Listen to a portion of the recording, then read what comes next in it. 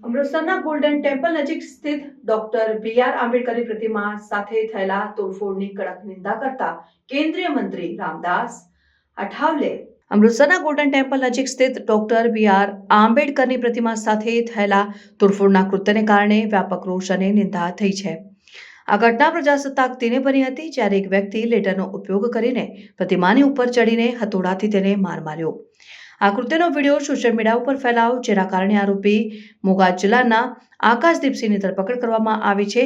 કેન્દ્રીય મંત્રી રામદાસ આઠવલેએ આ તોડફોડની કડક નિંદા કરીને પંજાબ સરકારના મુખ્યમંત્રી ભગવંત માનને કાયદો અને વ્યવસ્થામાં નિષ્ફળતા માટે જવાબદાર ઠેરવ્યા. તેમણે જણાવ્યું કે રાજ્ય સરકારની ફરજ છે કે તે રાષ્ટ્રીય ગૌરવ અને વારસાના આ મહત્વપૂર્ણ પ્રતીકોને સુરક્ષિત રાખે.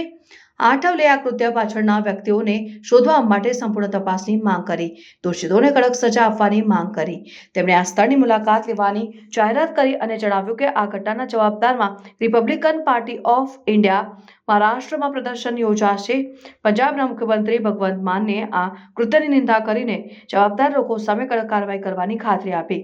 આ ઘટના એ વિવિધ રાજકીય નેતાઓ અને સંસ્થાઓની પ્રતિક્રિયાઓને આકર્ષી છે અને જેઓને ભવિષ્યમાં આવી ઘટનાઓને અટકાવવા માટે એકતા અને મજબૂત प्रतिसादनी मांग करी है. पंजाबमध्ये अमृतसर हे अत्यंत महत्वाचं ठिकाण आहे.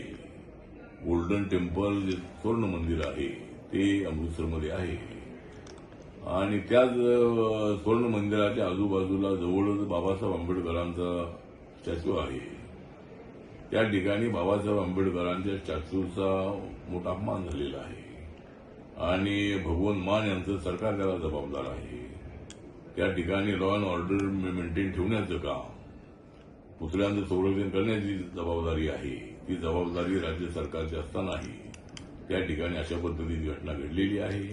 या घटनेचा मी रिपब्लिकन पार्टी ऑफ इंडियाच्या वतीने, त्याचबरोबर नरेंद्र मोदी सरकारमध्ये सामाजिक न्याय आणि अधिकाराच्या मंत्रालयाचा राज्यमंत्री म्हणून मी या घटनेचा धिक्कार करतो आणि आरोपी जरी पकडलेला असला तरी या घटनेची पूर्ण चौकशी होणं अत्यंत आवश्यक आहे. त्याच्या पाठीमागे कुणाचा हात आहे, कुणाचा प्लॅन आहे, त्याची चौकशी झाली पाहिजे आणि भगवंत मान यांच्या सरकारने ताबडतोब आरोपीला कठोर सजा केली पाहिजे अशा पद्धतीची आपली मागणी आहे. आणि मी 29 तारखेला ज्या ठिकाणी घटना घडलेली आहे त्या ठिकाणी भेट देण्यासाठी मी जाणार आहे आणि रिपब्लिकन पक्षाच्या वतीनं महाराष्ट्रामध्ये ठिकठिकाणी कार्यकर्त्यांनी आंदोलन करावं असं मी त्यांना आवाहन करतो. आणि घटना अत्यंत गंभीर आहे, त्याचा आरपीआयच्या वतीनं तीव्र आम्ही निषेध करत आहोत.